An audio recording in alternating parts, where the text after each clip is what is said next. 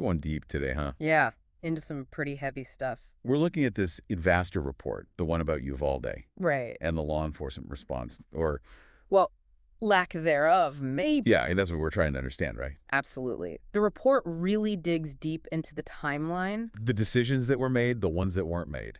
And really, the whole thing is just, well, it's just devastating. It is, absolutely. But, we have to try to make sense of it. Right. And maybe by understanding what went wrong. We can maybe stop it from happening again. Exactly. So the report starts out right from the beginning with that teacher's 911 call. Remember, she saw the shooter crash his truck. And start firing. Just terrifying right from the get-go. And then you see the response. It's fast.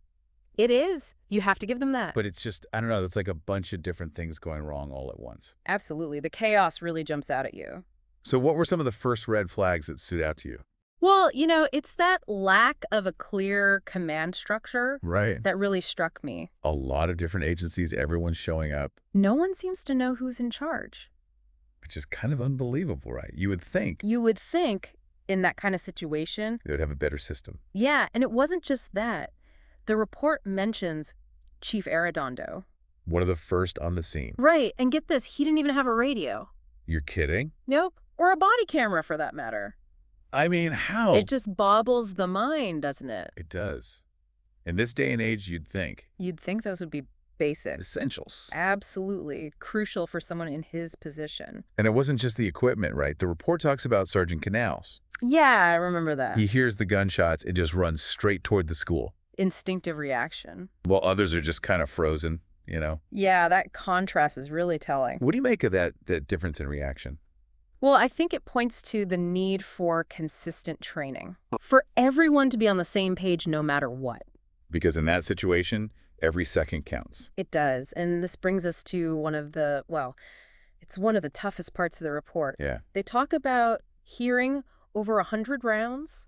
Coming from inside the school? While those officers are still outside. It just makes you think about those kids and teachers trapped inside. Right. Every gunshot is another moment of terror for them. And this is where that expert analysis you were talking about. About active shooter situations. That's where it becomes really, really important. It is, because the research is clear. The first few minutes? The first few moments. Are absolutely crucial. They are. Immediate engagement with the shooter. That's what saves lives. Exactly. And here's the thing. The report actually details. I know where you're going with this. How those officers encountered the gunman. Inside the school? They saw the AR-15. They heard the gunfire. They even saw bullet holes. It wasn't a hypothetical threat. It was right there in front of them. Absolutely. They knew it was real. They knew the danger was immediate. And yet they hesitated. They retreated after a brief firefight. And some officers were even grazed by bullets.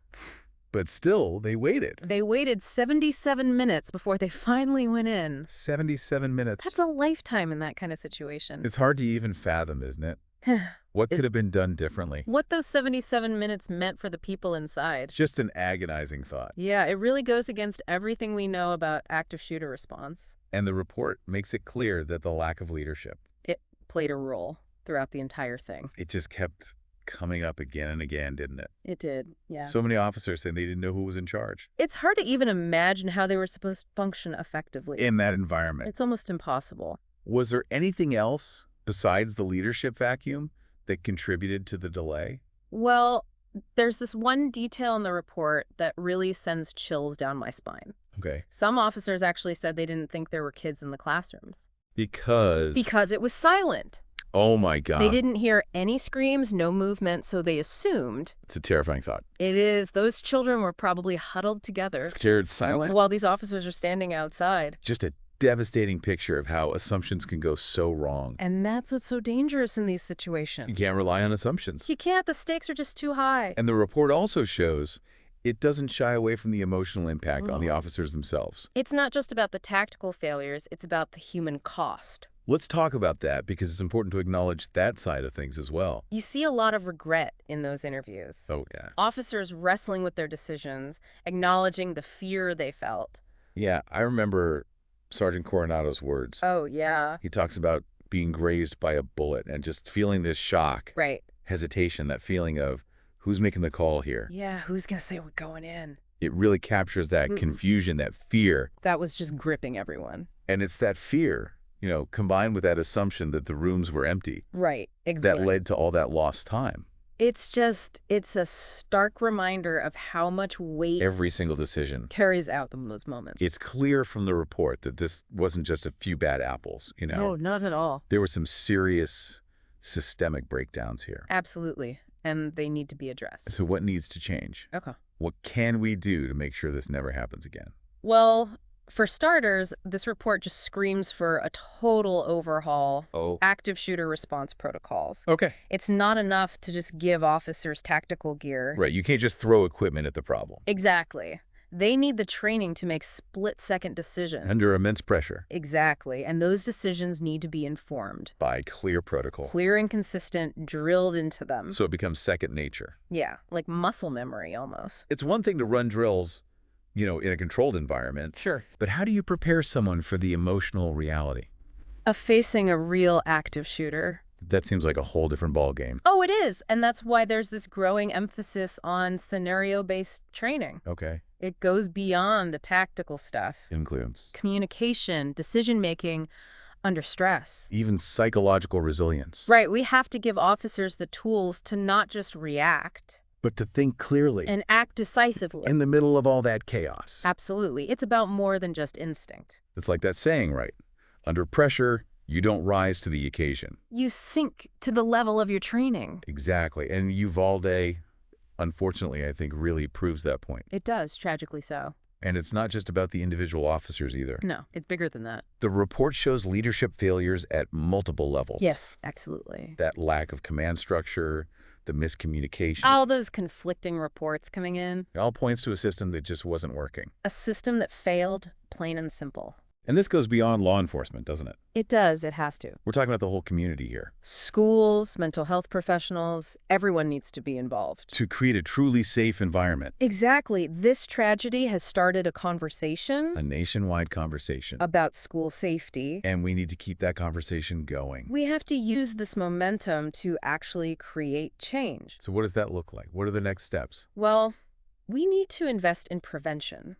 Mental health resources, early intervention programs. Addressing the root causes, not just the symptoms. Exactly. It's about stopping these tragedies before they even start. It's not just about locked doors and security cameras. Right. It's about a culture of awareness. Communication. Support within the entire school community. If someone sees something, they need to say something. Exactly. And know that they'll be heard. And that someone will take action. Right. This report is hard to read. It is. But it's a wake-up call. A big one. We can't be complacent about this.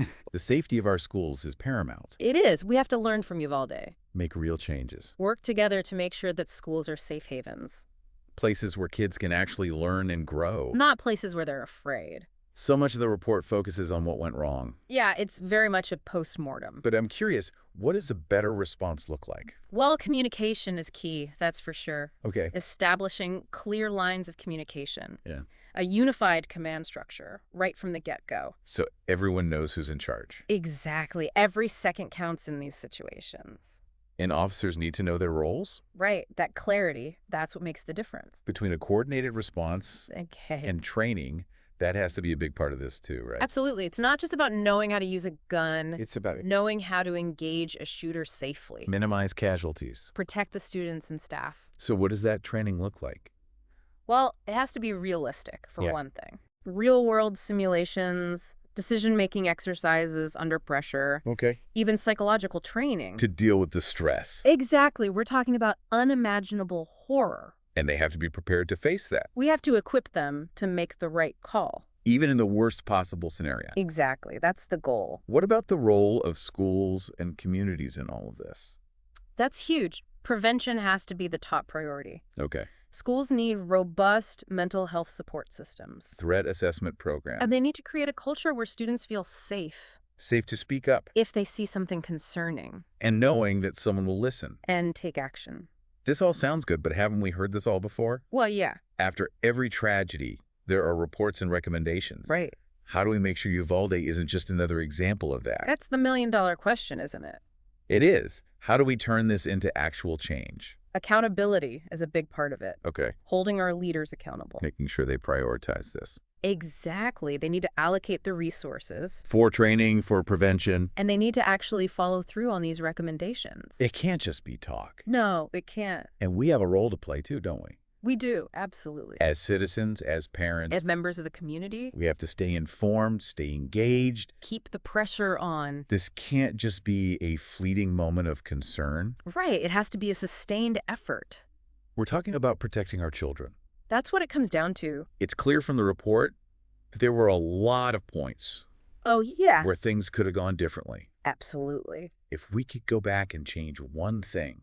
Just one thing. About the law enforcement response that day. What would it be? What was the biggest missed opportunity? For me, it's that initial delay. Those 77 minutes. That was critical, while there were other factors, of course. The leadership issues, the communication breakdowns. All right, but that hesitation when there's an active shooter. That's what cost them valuable time. And research shows immediate action is essential. Doesn't mean rushing in blindly. No, but it means engaging the threat. As quickly and safely as possible. Exactly, to try to minimize those casualties. This is a tough conversation. It is. But it's a necessary one. It is, absolutely. It's easy to get caught up in blame. Right. But we have to use this report. To learn. And to demand better. That's what it's all about.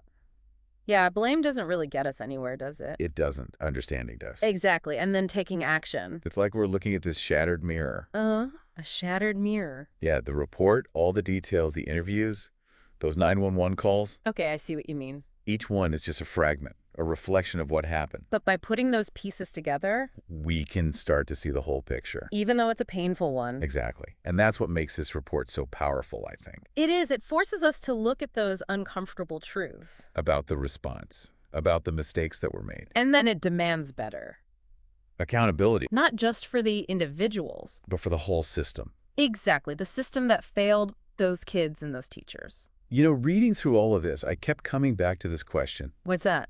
How do we make sure these lessons, the lessons of Uvalde, right, they don't just get learned, but they actually get implemented? Yeah, how do we turn this tragedy into real, meaningful change? That's the challenge, isn't it? It is a huge challenge, and it goes way beyond just Uvalde. You think so? Oh, absolutely. This tragedy, it exposed these vulnerabilities that exist in schools, everywhere. It's a wake-up call for everyone, isn't it? It is, for parents, educators, lawmakers. We have to reevaluate, rethink our whole approach to school safety. We need a higher standard across the board. It's not just about the physical security either, right? No, it's not. It's about that culture of trust, of communication. Where students feel safe, they feel comfortable speaking up. If they see something, anything, it just doesn't seem right. And they need to know that someone will listen. And take action. Exactly. That's crucial. So preventing these tragedies, it's not just about reacting. Right. It's about being proactive. We're talking mental health resources, threat assessment. Addressing those root causes of violence, that's key. We have to stop these things before they even start. As much as we possibly can. So where do we go from here? This report, it shows us the failings, the missed opportunities. It does. It lays it all bare. But it's also started a conversation. A national conversation. About how to make our schools safer. Right, and how do we make sure that conversation leads to action? That's the question. That's the question we all have to answer. This report, it can't just be another report, right? No, it can't just gather dust on a shelf somewhere. It has to be a catalyst. For change, for real change. We have to demand better from everyone. Better training for law enforcement? Absolutely. More resources for mental health in our schools and our communities. No, we have to hold our elected officials accountable.